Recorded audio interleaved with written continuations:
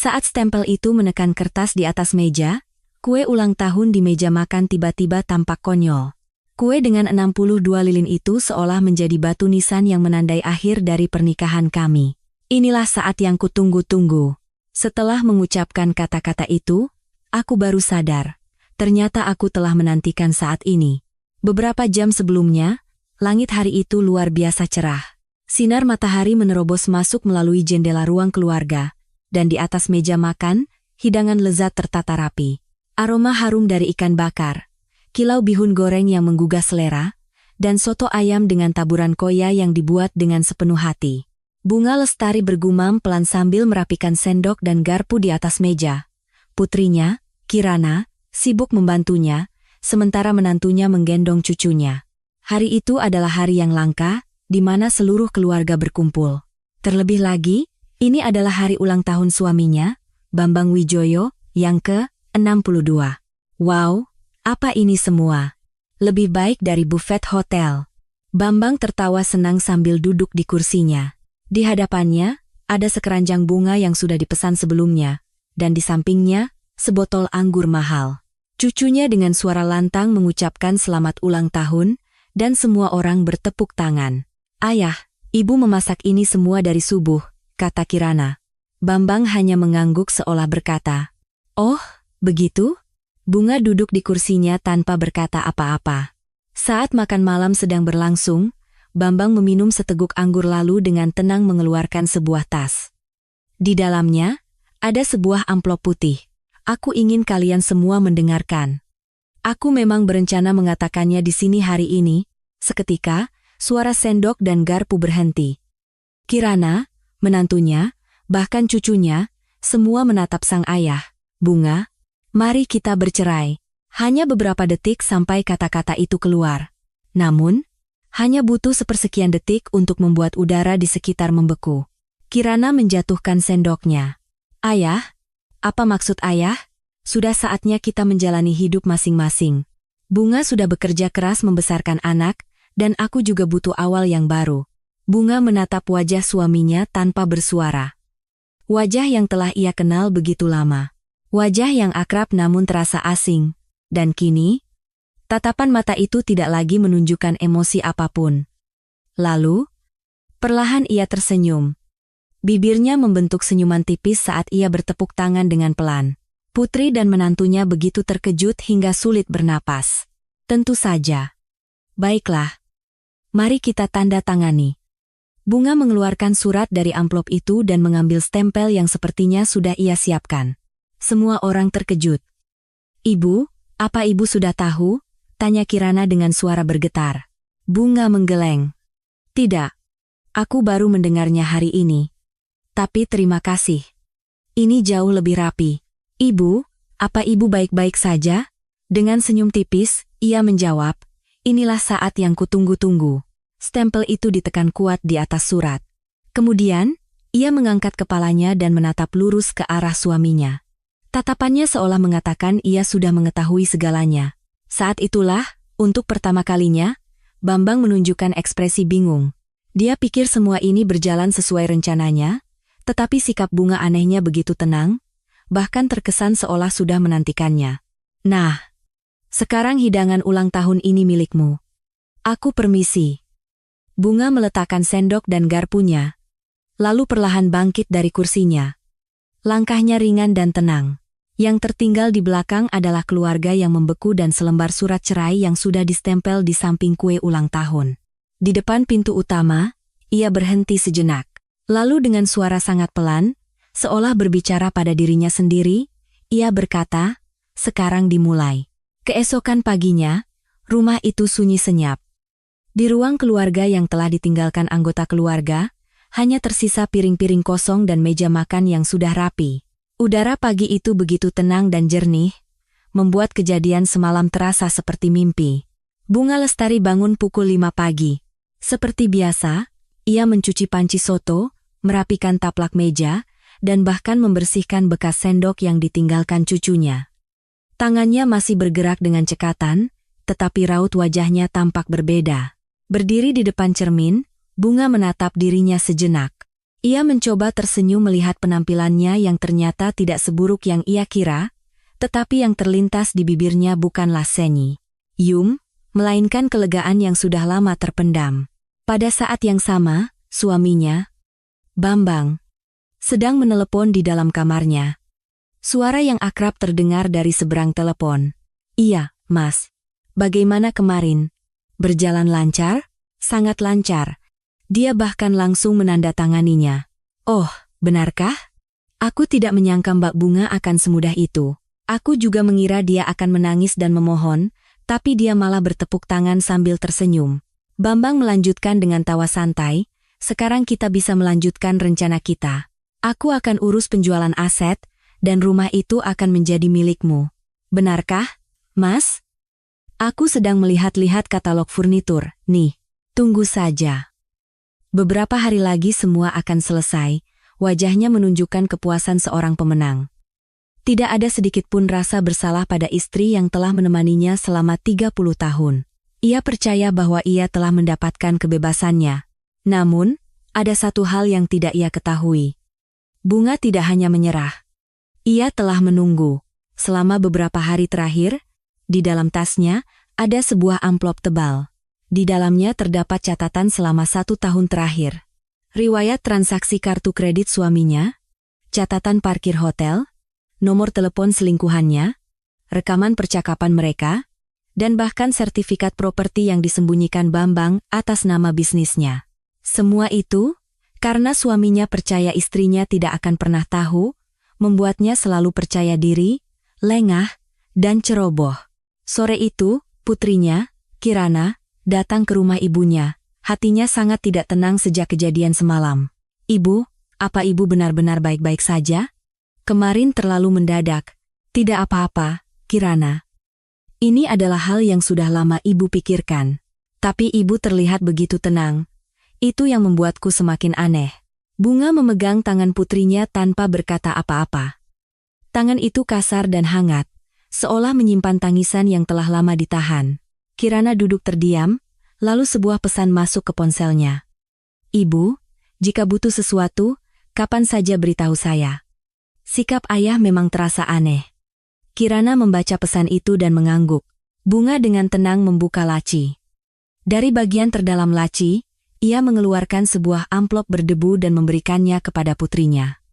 "Ini, hanya kamu yang boleh lihat."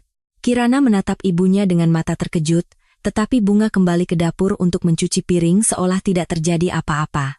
Punggungnya terlihat seperti biasa, tetapi sejak hari itu, Kirana menyadari, ibunya bukanlah orang yang hanya sabar menahan, melainkan orang yang mengamati.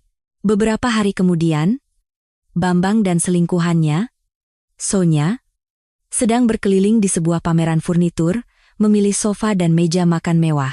"Yang ini sepertinya cocok untuk rumah kita. Ya? Iya. Nanti aku bisa pamer ke teman-temanku saat mereka datang." Namun, di belakang mereka, dokumen-dokumen dari kantor pengacara sudah mulai dikirimkan melalui pos. Salah satunya adalah pemberitahuan permohonan sita jaminan atas properti, dan yang lainnya adalah surat gugatan cerai disertai tuntutan ganti rugi dan nafkah. Dia belum tahu apa-apa.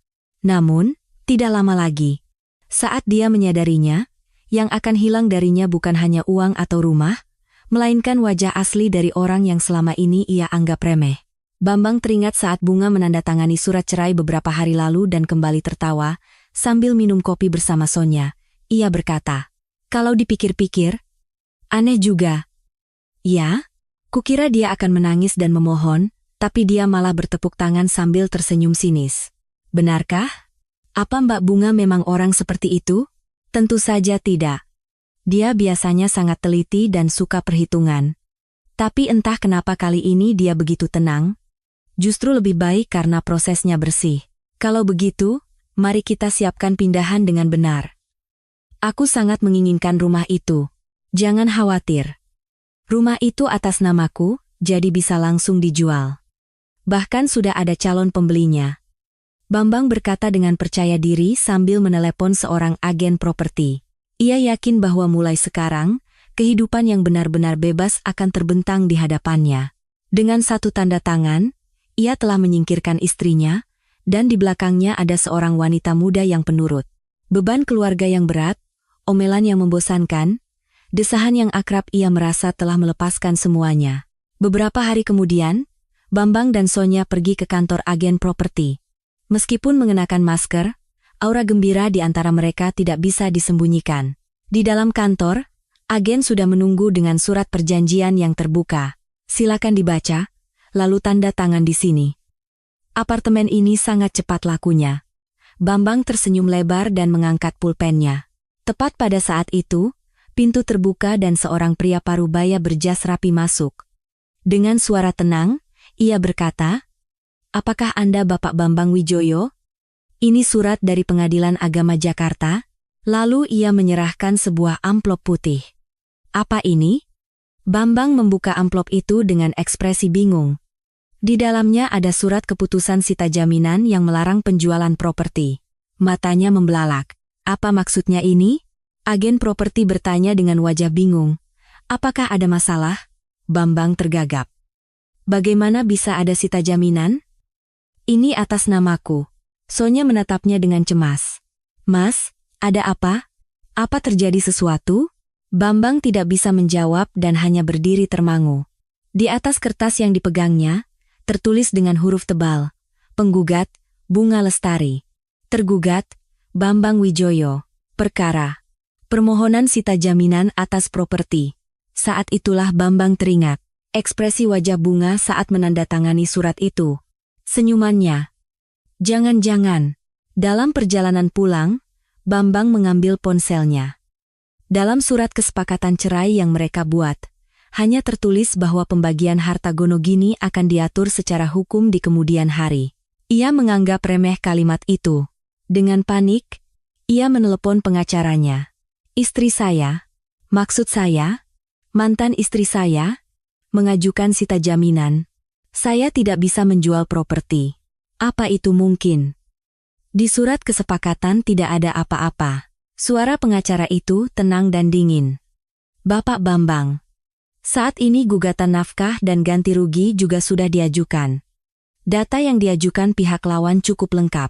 Apakah Anda memiliki masalah terkait bukti perselingkuhan atau penyembunyian aset?" Napas Bambang terasa sesak. Bagaimana dia bisa tahu? Foto-foto, riwayat kartu kredit, dan rekaman percakapan yang diajukan oleh pihak lawan sudah kami terima. Dan apartemen itu, meskipun atas nama Bapak, bisa dianggap sebagai harta bersama selama masa pernikahan. Mendengar itu, Bambang tidak bisa berkata apa-apa. Tangan yang memegang telepon bergetar, bibirnya gemetar. Saat itulah ia sadar, Bunga tidak menangis bukan karena pasrah, melainkan karena sedang bersiap. Tepuk tangan itu bukan tanda menyerah, melainkan deklarasi perang. Sonya menatapnya dengan hati-hati. "Mas, bagaimana ini? Apa kita tidak bisa melanjutkan transaksi?" Bambang terduduk di sofa, memegangi keningnya. Senja di luar jendela terasa seperti warna keruntuhan baginya. Saat itu, ia teringat kata-kata terakhir istrinya. "Sekarang hidangan ulang tahun ini milikmu. Aku permisi." Dia benar-benar telah bangkit. Dan sekarang, yang berdiri di atas panggung adalah dia. Mulai keesokan harinya, kehidupan Bambang berubah total. Kopi pagi yang biasa ia nikmati dengan santai terasa pahit, dan suara ceria Sonya tidak lagi terdengar di telinganya. Di kepalanya hanya ada satu pikiran, sejak kapan Bunga tahu semua ini? Ia mulai mengingat kembali 1 tahun terakhir. Istrinya yang tidak berkata apa-apa saat ia pulang larut malam, saat-saat ia menyimpan foto dari hotel di ponselnya tanpa ada reaksi, bahkan saat ia menyimpan struk dengan nama Sonya di sakunya, Bunga tidak menunjukkan reaksi apapun. Semua itu kini memiliki makna baru. Mungkinkah sejak saat itu? Bambang merasa merinding. Jika Bunga tahu segalanya, mengapa ia menunggu dengan begitu tenang? Mengapa ia tidak mengatakan apapun sampai hari itu? Pertanyaan itu segera menemukan jawabannya. Dia sedang mengumpulkan bukti, dan dia menunggu saat yang paling menguntungkan secara hukum, yaitu saat suaminya sendiri yang meminta cerai. Dengan begitu, tuntutan nafkah akan lebih mudah, dan ia akan berada di posisi yang lebih unggul dalam pembagian harta. Wanita yang mengerikan, gumam Bambang. Saat itu, ponselnya berdering. Telepon dari pengacaranya. "Bapak Bambang?" Pihak lawan telah mengajukan bukti tambahan. Bisakah Anda datang ke kantor sekarang? Tiba di kantor pengacara, Bambang terdiam melihat tumpukan dokumen tebal di atas meja. Di dalamnya ada hal-hal yang tidak pernah ia bayangkan. Seluruh riwayat penggunaan kartu kredit selama 2 tahun terakhir, restoran dan hotel yang ia kunjungi bersama Sonya, bahkan toko perhiasan tempat ia membeli cincin pasangan. Pesan teks yang sepertinya diambil dari ponselnya. Dan yang paling mengejutkan adalah akta jual beli ruko yang diam-diam ia beli atas nama bisnisnya. Bagaimana dia mendapatkan ini semua? Pengacara menjelaskan dengan tenang. Pengacara pihak lawan tampaknya sangat siap.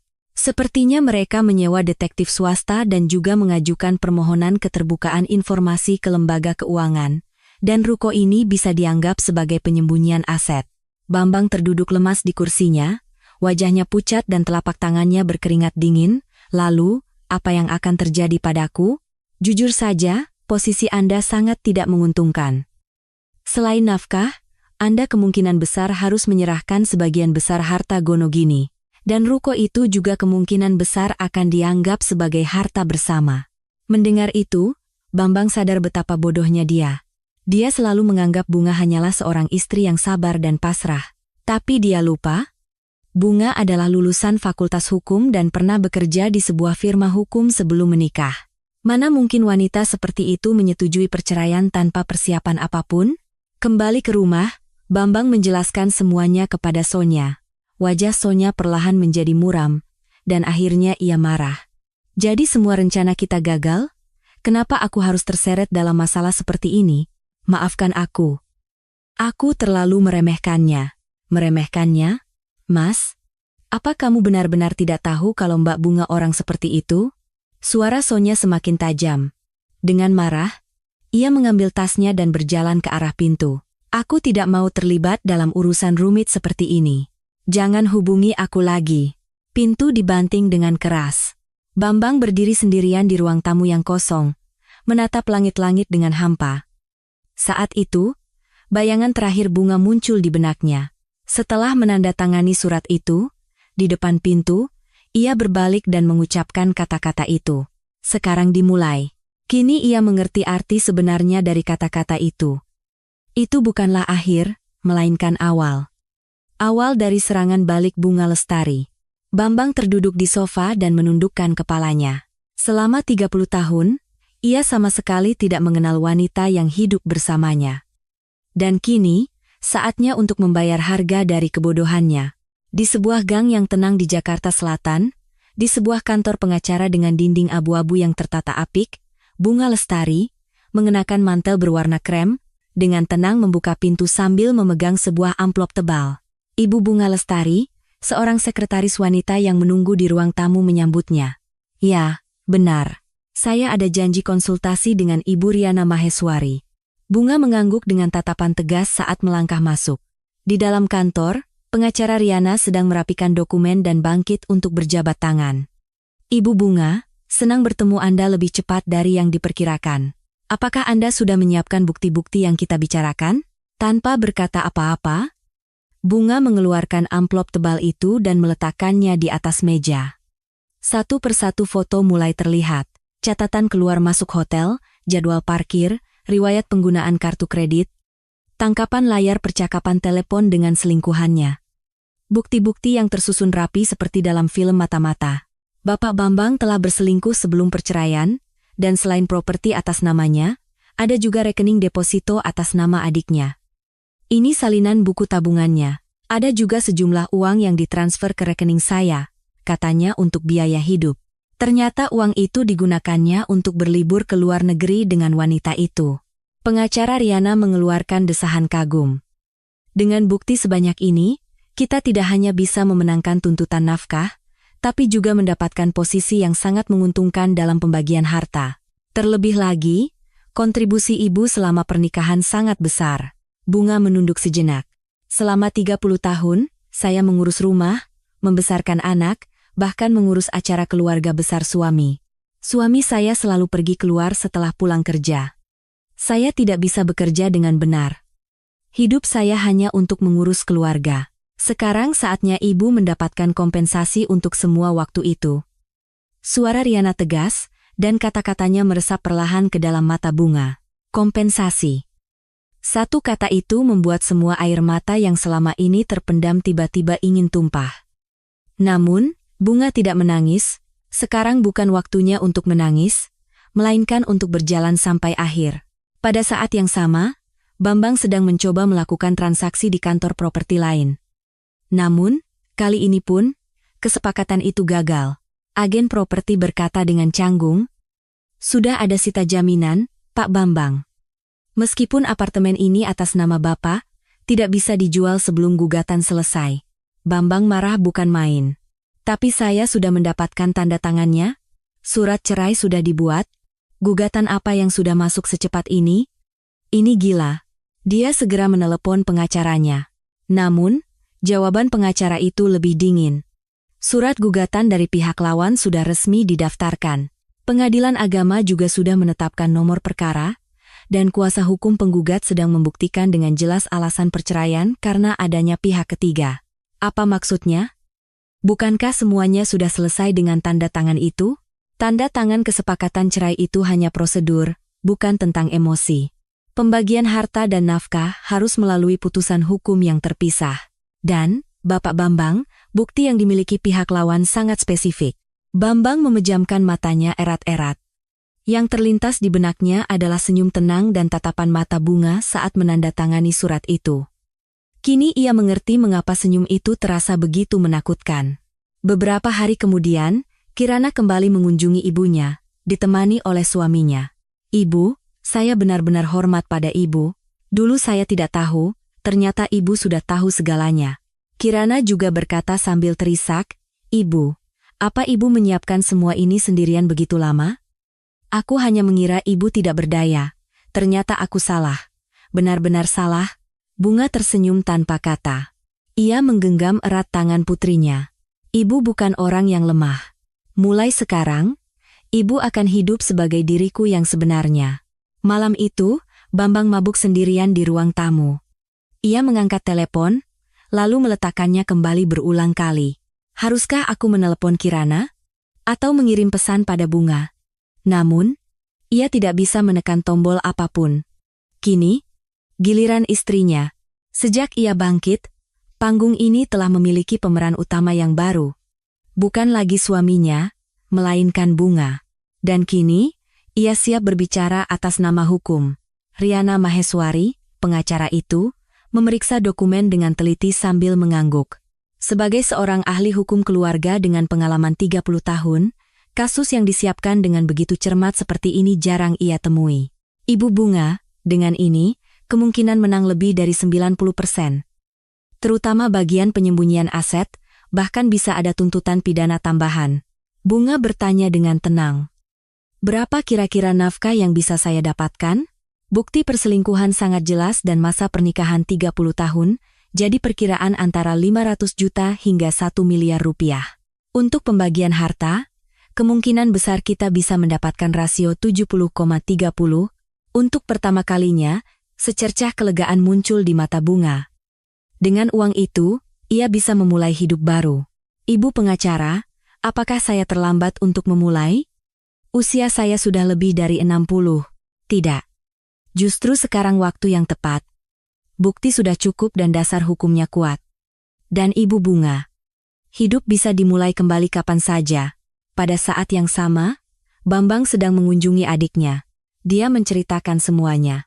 "Kali ini aku benar-benar hancur. Bunga tahu segalanya." Adiknya berkata dengan cemas. "Mas, berarti rekening atas namaku juga ketahuan?"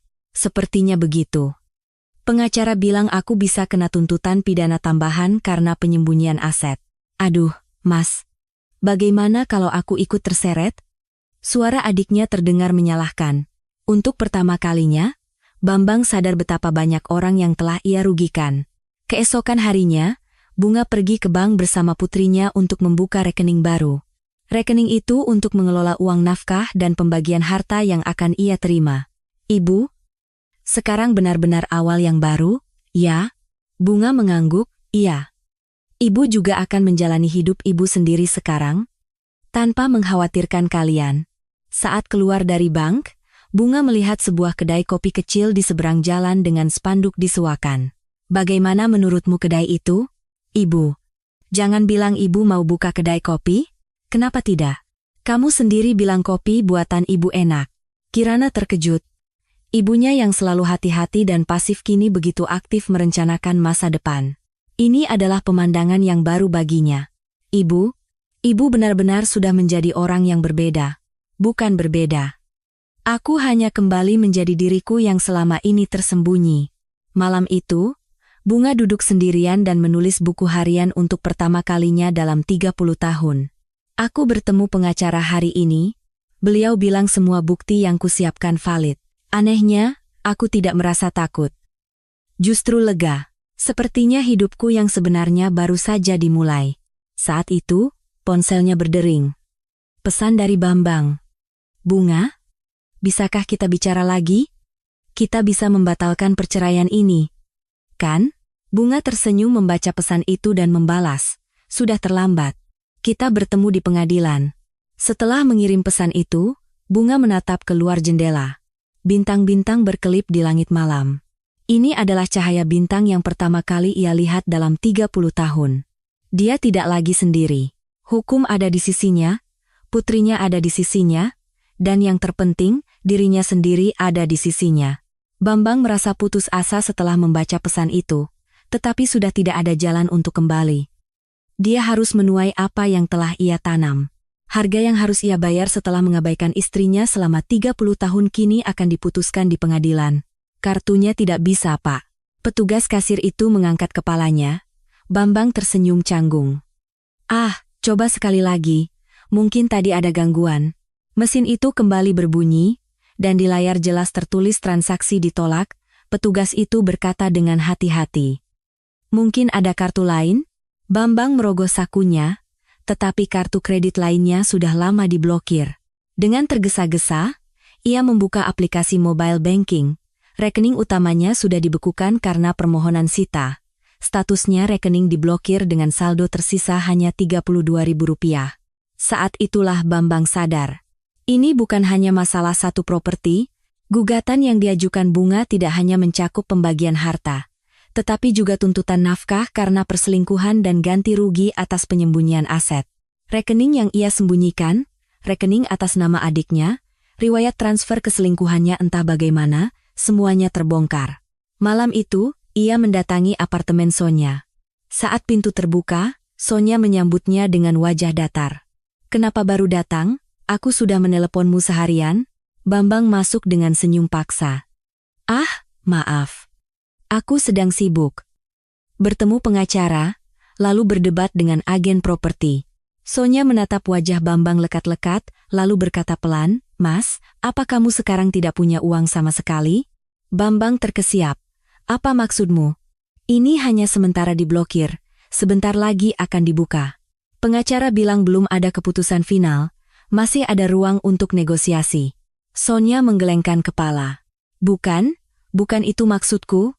Ia berhenti sejenak, lalu berkata dengan tenang, aku tidak mengharapkan hidup seperti ini darimu.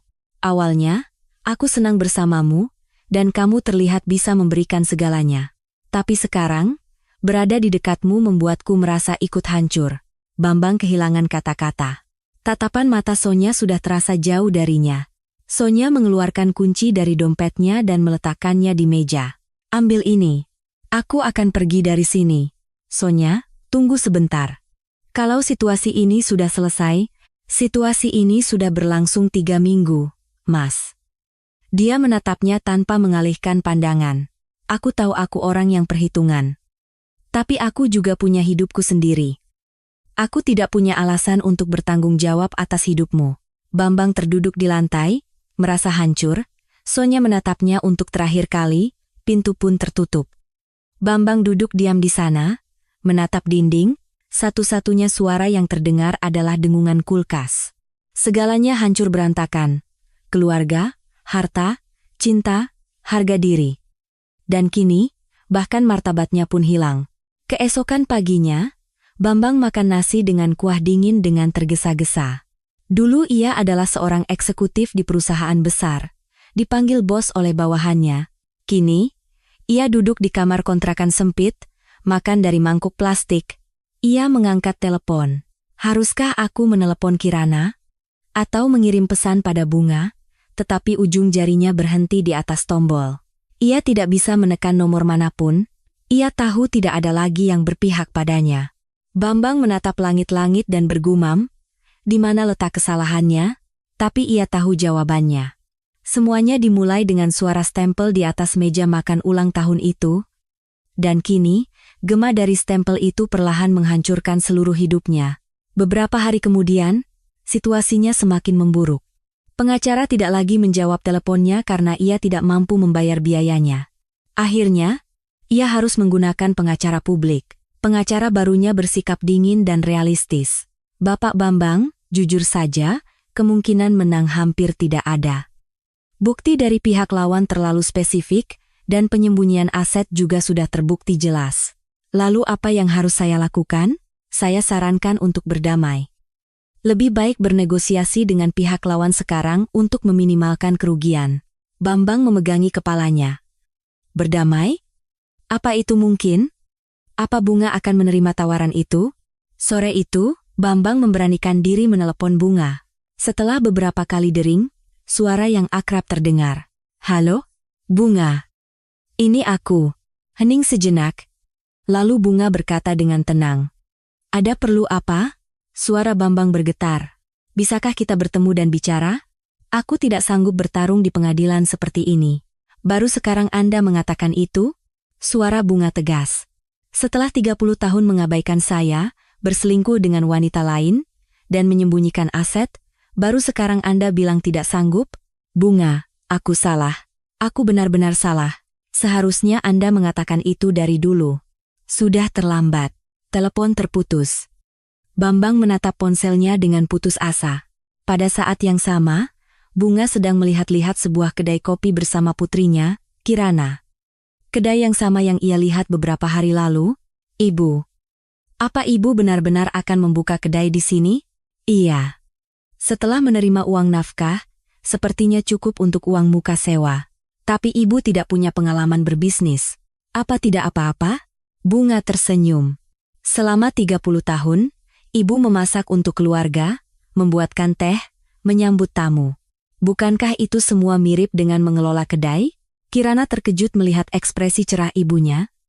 Sulit dipercaya bahwa ia sedang dalam proses perceraian. Wajahnya penuh semangat. Ibu benar-benar sudah banyak berubah. Bukan berubah, tapi kembali ke diriku yang asli. Selama ini aku hanya tersembunyi. Saat itu, ponsel Bunga berdering. Telepon dari pengacaranya, Ibu Bunga, ada kabar baik. Pihak lawan meminta untuk berdamai. Syaratnya mendekati apa yang kita inginkan. Bunga berpikir sejenak. Lalu dengan tegas ia berkata, saya belum mau berdamai. Kita lanjutkan sampai akhir. Setelah menutup telepon, Bunga menatap jendela kedai. Matahari terbenam, tetapi wajahnya cerah. Sebaliknya, Bambang sedang memasak mie instan di kamarnya yang sempit. Televisi menyiarkan sinetron lama, tetapi ia hanya menatap layar dengan hampa. Kini ia benar-benar sendirian, tanpa keluarga, uang, cinta, dan masa depan. Dan fakta bahwa semua ini dimulai dari satu stempel di atas meja makan ulang tahun terus berputar di kepalanya. Sinar matahari perlahan menyelimuti ruang keluarga. Seperti hari-hari lainnya, Bunga Lestari duduk di lantai, menjahit sarung bantal yang benangnya terlepas. Benang-benang itu kusut di mana-mana, dan ia dengan sabar menyatukan kembali bagian yang robek karena dicuci. Ujung jarinya bergerak dengan cekatan, matanya dengan tenang mengikuti setiap jahitan. Bel pintu berbunyi. Ibu, ini aku. Saat pintu dibuka, Kirana dan menantunya, Rizal, berdiri di sana. Kirana mengenakan topi, matanya sudah basah. Tanpa berkata apa-apa, ia masuk, berlutut, dan menggenggam erat tangan ibunya. Ibu, aku minta maaf. Suara seraknya pecah. Bunga menatap putrinya dengan kaget. Ada apa tiba-tiba? Dulu aku hanya mengira ibu sabar. Aku kira ibu tidak peduli. Ternyata ibu tahu segalanya. Bunga menatap mata putrinya sejenak, lalu mengangguk pelan. Iya, ibu tahu semuanya. Tapi saat itu, Percuma saja kalau ibu bicara. Hanya akan membuat ibu terlihat lebih menyedihkan. Kirana menunduk, menahan tangis. Rizal, yang mengikutinya, perlahan duduk di sampingnya. Ibu, maafkan saya baru menyadarinya sekarang. Sejujurnya, saya juga hanya percaya pada ayah. Dari luar beliau terlihat baik-baik saja, selalu percaya diri dan pandai bicara. Tapi sekarang saya sadar. Orang seperti ibu adalah orang yang benar-benar kuat. Bunga melambaikan tangannya seolah malu. Tidak, jangan berkata seperti itu. Aku hanya bertahan lama. Rizal menggeleng. Tidak, Bu. Di kantor, saya melihat banyak pemimpin. Pemimpin sejati adalah orang yang tidak berteriak, tidak menangis, dan tidak mudah hancur. Itulah ibu. Kirana mengangkat kepalanya. Ibu. Waktu itu, saat menandatangani surat cerai, kenapa ibu tersenyum? Bunga berhenti menjahit. Ia menatap keluar jendela. Sinar matahari masuk melalui celah gorden, memanjang di lantai. Karena itu adalah yang terakhir, ia memulai dengan suara pelan. Selama ini, aku berusaha sendirian, menyesuaikan diri, menahan, tapi tidak pernah sekalipun aku mengungkapkan perasaanku pada siapapun. Tapi hari itu, saat menandatangani surat itu, aku berpikir, ini benar-benar akhir. Dan aku bisa memulai sesuatu yang baru. Kirana tidak bisa menahan tangisnya dan menunduk. Setiap kata ibunya menusuk hatinya. Ia hanya percaya pada kata-kata ayahnya dan menganggap ibunya hanya sebagai ibu rumah tangga. Ia merasa sangat malu pada dirinya sendiri. Ibu, aku benar-benar minta maaf. Aku tidak tahu ibu seperti itu. Aku hanya... Bunga dengan lembut menggenggam tangan putrinya. Sudah. Kirana. Kamu berpihak pada ibu saja sudah cukup membuat ibu sangat berterima kasih dan bahagia. Saat itu, Rizal mengeluarkan sebuah amplop dari tasnya. Ibu, ini sedikit uang yang kami kumpulkan. Saya akan coba hubungkan ibu dengan beberapa orang yang bisa membantu secara hukum. Dan mulai sekarang, kami akan ada di samping ibu.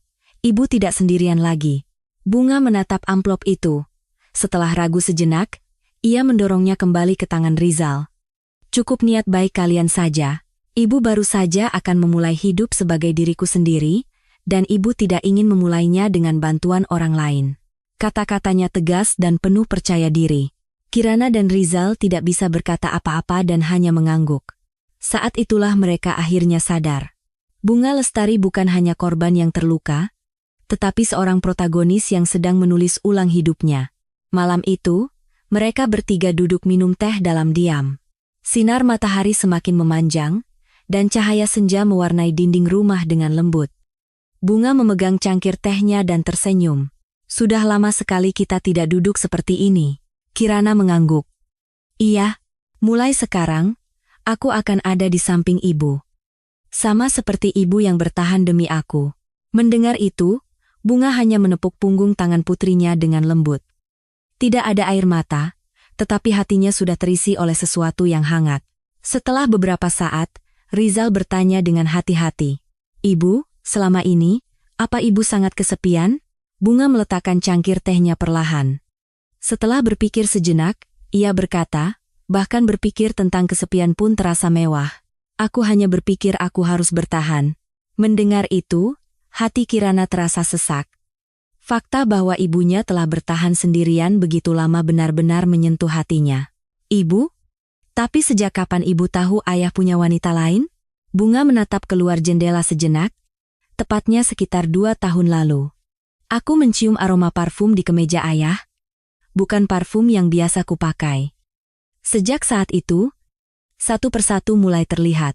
Pulang larut malam, alasan, kebohongan. Kenapa ibu tidak mengatakannya waktu itu? Untuk apa? Kalaupun aku mengatakannya, ayah hanya akan minta maaf sebentar.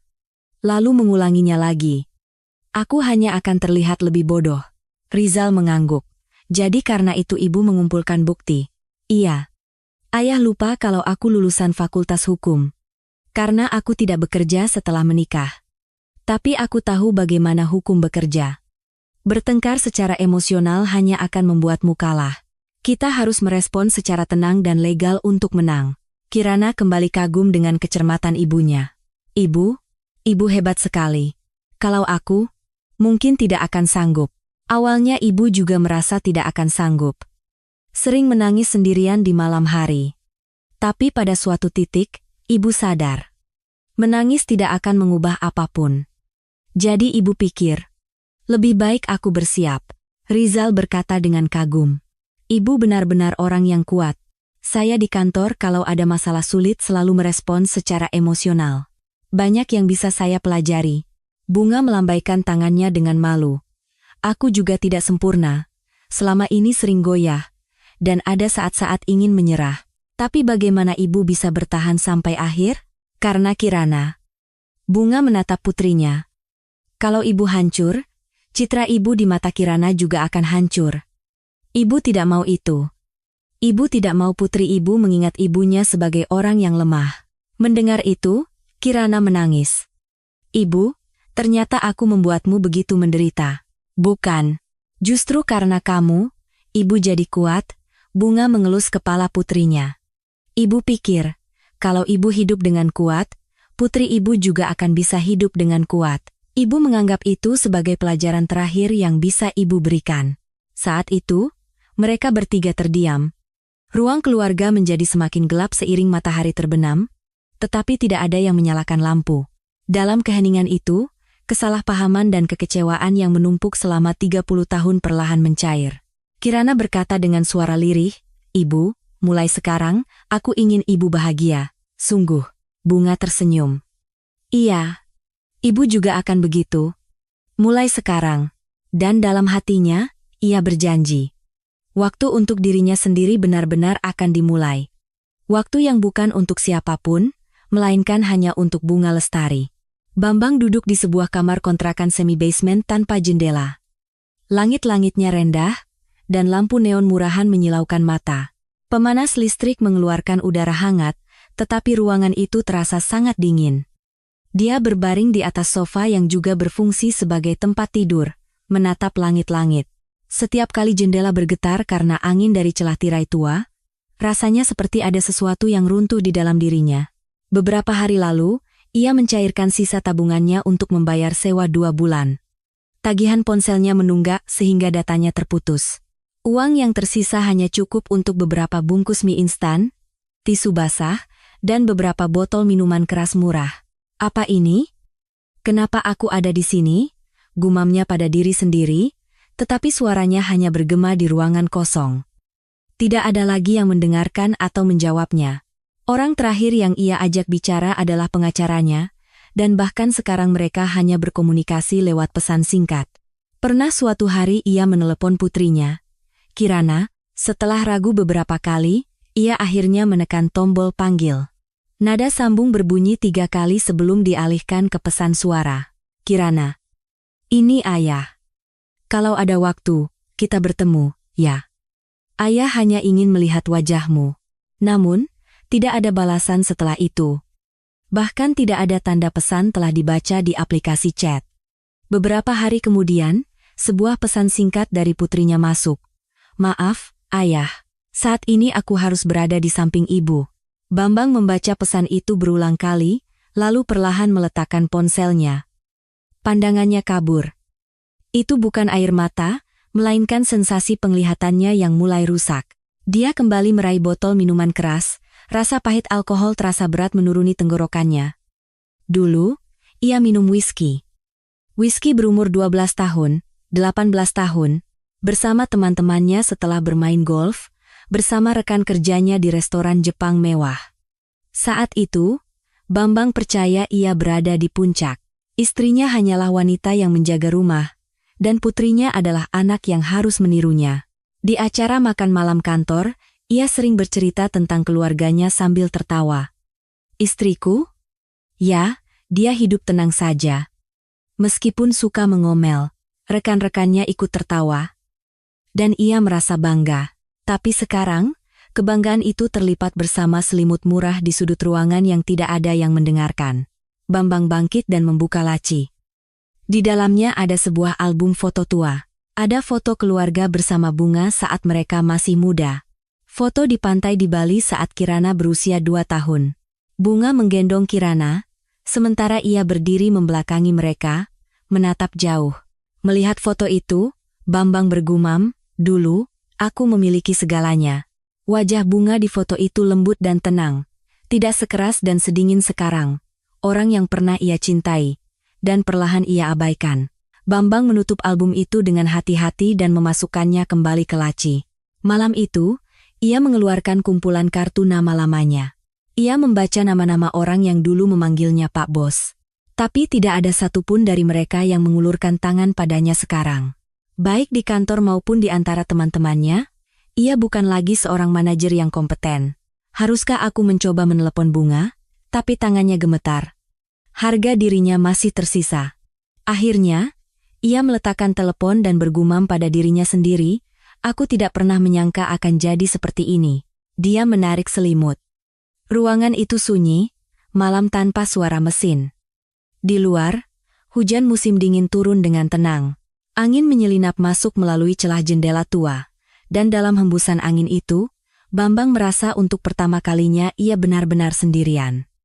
Keheningan itu lebih kejam dari kata-kata apapun. Keesokan paginya, Bambang terbangun oleh suara air. Seseorang di lantai atas sedang menyalakan mesin cuci. Suaranya monoton dan mekanis, tetapi baginya, itu seperti suara dari dunia lain. Dia membuka pintu kulkas.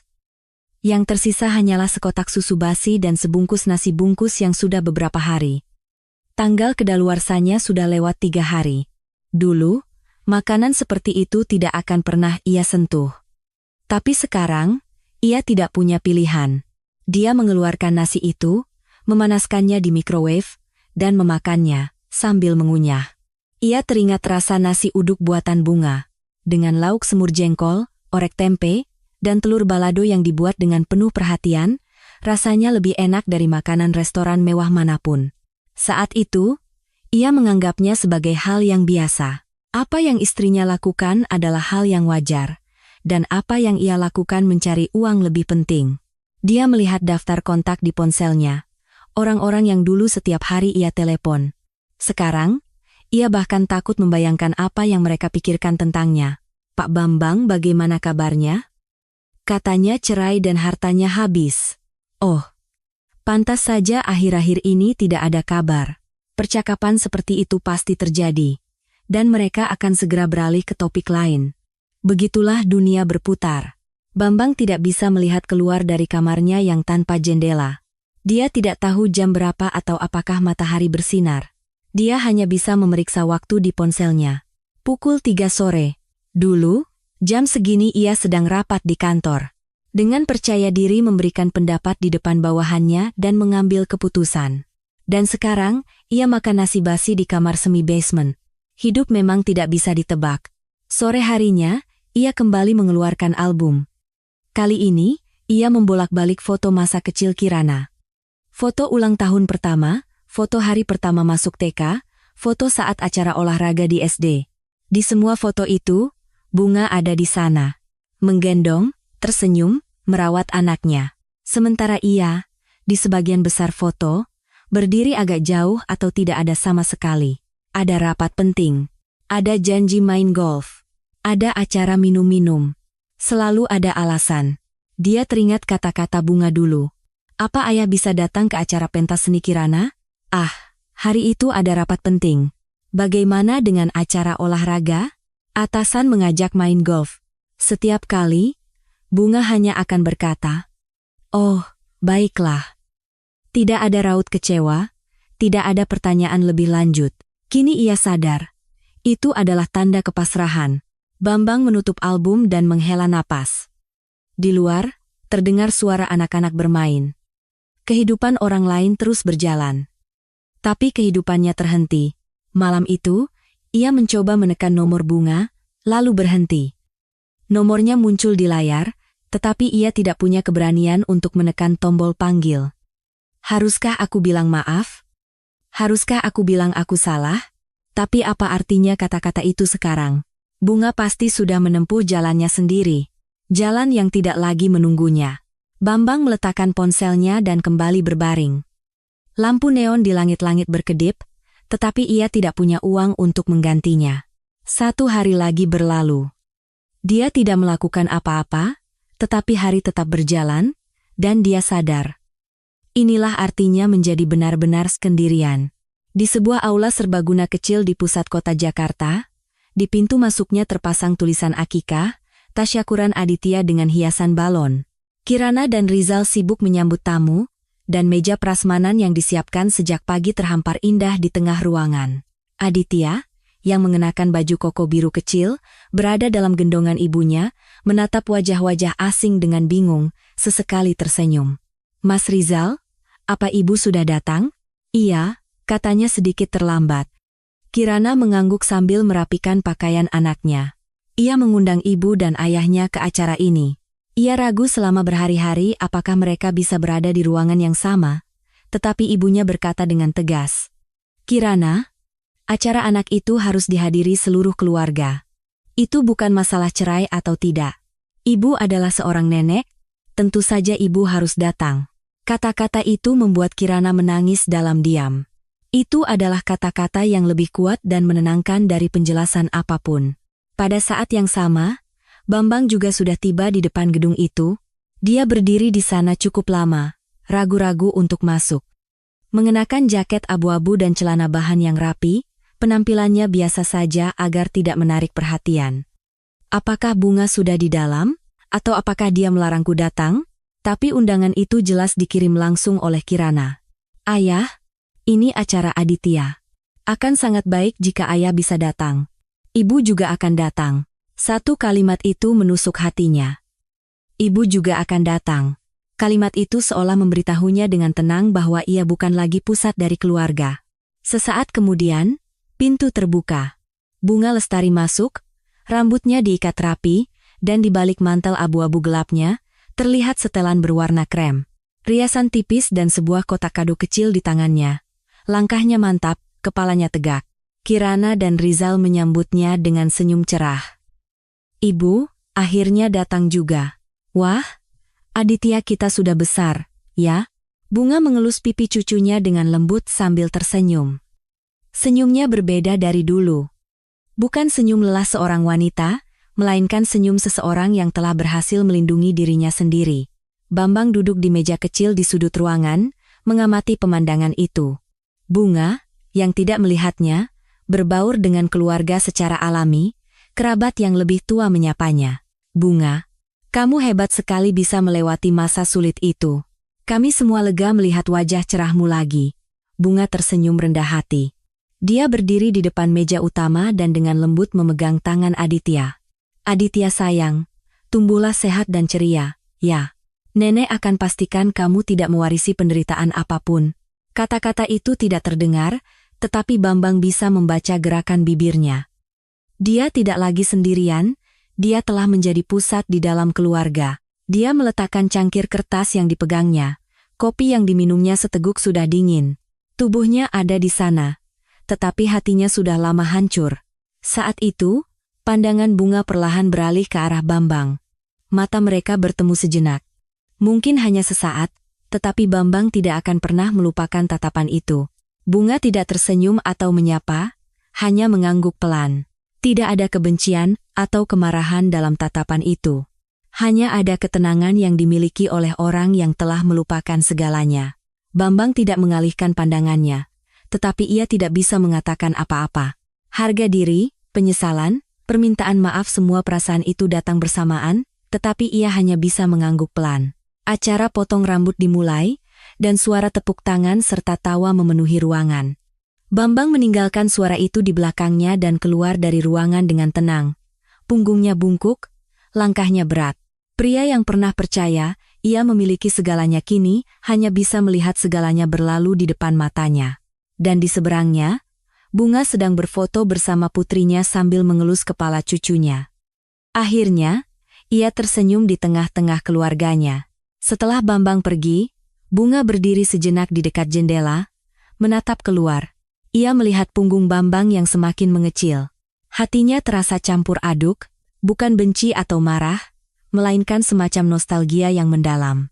Orang yang telah menemaninya selama 30 tahun, orang yang pernah ia cintai, dan kini, orang asing. "Ibu, tidak apa-apa?" Kirana mendekat dan meletakkan tangannya di bahu Bunga. Iya, tidak apa-apa. Bunga mengalihkan pandangannya dari jendela dan menatap putrinya. Ayahmu datang. Itu sudah baik. Bagaimanapun, dia kakek Aditya. Tidak ada penyesalan atau dendam dalam kata-katanya. Hanya penerimaan yang tenang. Saat acara berlanjut, Bunga berbaur dengan para tamu. Dulu, ia selalu pendiam di balik bayang-bayang suaminya, tetapi kini ia berbicara dan tertawa dengan percaya diri. Bu Bunga, katanya mau buka kedai kopi, ya? Di mana? Tanya seorang kerabat. Nah, Bunga menjawab dengan ceria, masih dalam persiapan. Tapi rencananya akan segera dimulai. Wah, hebat sekali. Memulai sesuatu yang baru di usia sekarang. Saya rasa tidak ada kata terlambat. Justru sekarang saya bisa melakukan apa yang benar-benar ingin saya lakukan. Orang-orang yang mendengarnya mengangguk. Mereka bisa melihat keyakinan dan harapan di mata Bunga. Sementara itu, Bambang duduk di bangku taman terdekat. Meskipun cuaca dingin, ia duduk di sana cukup lama. Dia melihat beberapa foto Aditya yang baru saja ia ambil dengan ponselnya. Foto-foto yang diambil diam-diam dari kejauhan. Anaknya sudah besar dan tersenyum ceria. Di dalam foto-foto itu, ada juga Bunga. Menggendong cucunya sambil tersenyum. Senyum yang santai dan alami yang tidak pernah ia lihat sebelumnya. Ternyata dia bisa tersenyum seperti itu. Saat itulah Bambang sadar. Ketika Bunga bersamanya, ia telah kehilangan senyum sejatinya. Dan sekarang, di tempat di mana ia tidak ada, Bunga akhirnya menemukan senyumnya kembali. Fakta itu menusuk hatinya. Ia terlambat menyadari betapa besar beban yang telah ia berikan padanya, betapa banyak yang telah ia rampas darinya. Dalam perjalanan pulang, Bambang mampir ke sebuah minimarket dan membeli sebuah hadiah kecil. Sebuah mainan untuk Aditya, tetapi ia tidak bisa memberikannya secara langsung. Ia memutuskan untuk mengirimkannya lewat paket, dengan sebuah catatan, untuk Aditya, semoga tumbuh sehat. Dari kakek, itulah satu-satunya hal yang bisa ia lakukan. Malam itu, Bunga pulang ke rumah dan menyeduh secangkir teh. Ia merenungkan kejadian hari itu.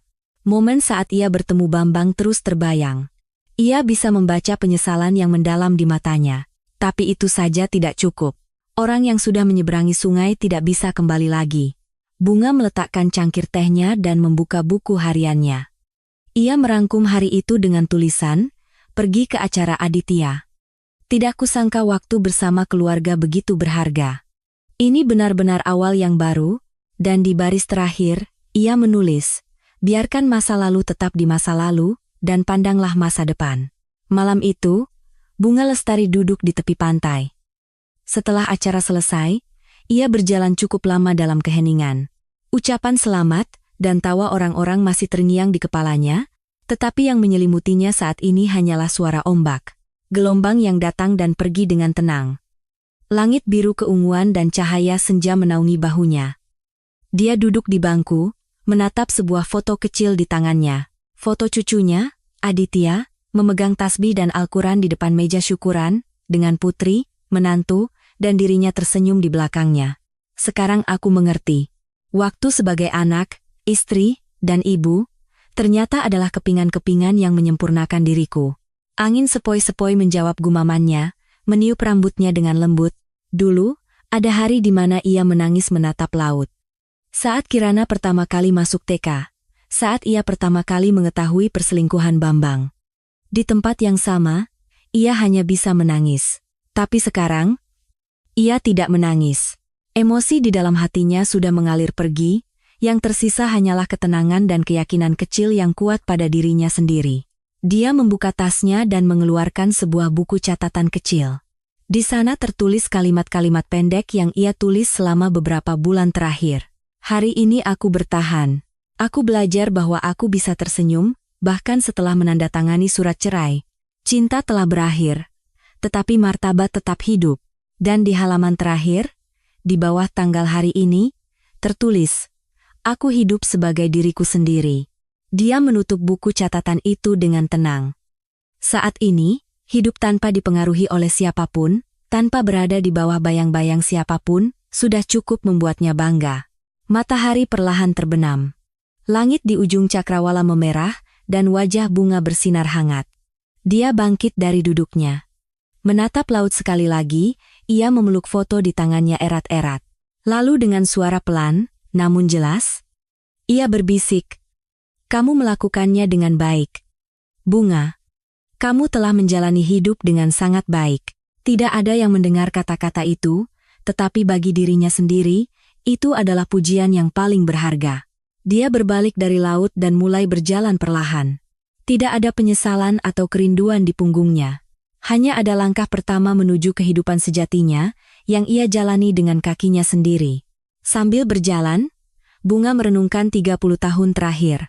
Saat ia bertemu Bambang di usia 20-an dan jatuh cinta. Keluarga bahagia yang ia impikan saat menikah. Kebahagiaan luar biasa saat melahirkan dan membesarkan putrinya. Kini ia tahu, semua momen itu tidak sia-sia. Bahkan saat-saat yang menyakitkan dan sulit adalah pengalaman berharga yang membentuk dirinya saat ini. Berjalan di sepanjang pantai, ia memungut sebuah cangkang kerang kecil. Seperti cangkang itu yang menjadi halus karena terkikis ombak, ia merasa dirinya juga telah menjadi lebih kuat dan indah setelah diterpa gelombang waktu. "Terima kasih," bisik Bunga ke arah laut. Dia tidak yakin kepada siapa kata-kata itu ditujukan, tetapi ada ketulusan di dalamnya. Itu adalah rasa terima kasih untuk segalanya.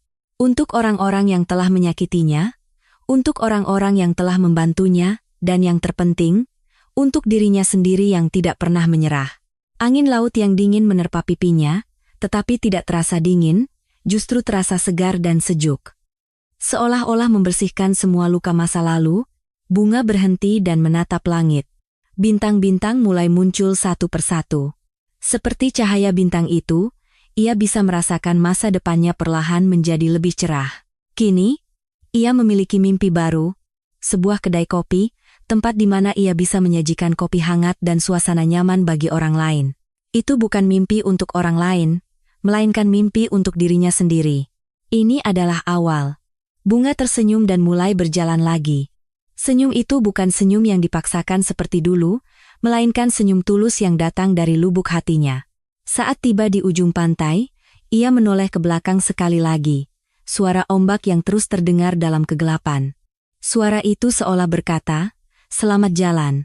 Dan berbahagialah. Bunga mengangguk dan meninggalkan pantai.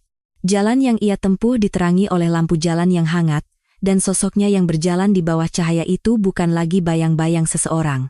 Itu adalah sosok seorang wanita yang memulai hidupnya dengan namanya sendiri, Bunga Lestari, dengan cara yang sesuai dengan dirinya. Dan itu saja sudah cukup indah. Kisah Bunga Lestari ini semoga dapat memberikan resonansi di hati Anda. Bagikan pemikiran Anda di kolom komentar. Jika cerita hari ini memberikan sedikit penghiburan dan kekuatan, dukung kami dengan berlangganan dan menyukai video ini. Kami akan kembali dengan cerita-cerita yang menyentuh hati lainnya. Semoga hari ini, Anda semua dapat menjalani hari sebagai diri Anda sendiri, seperti Bunga Lestari.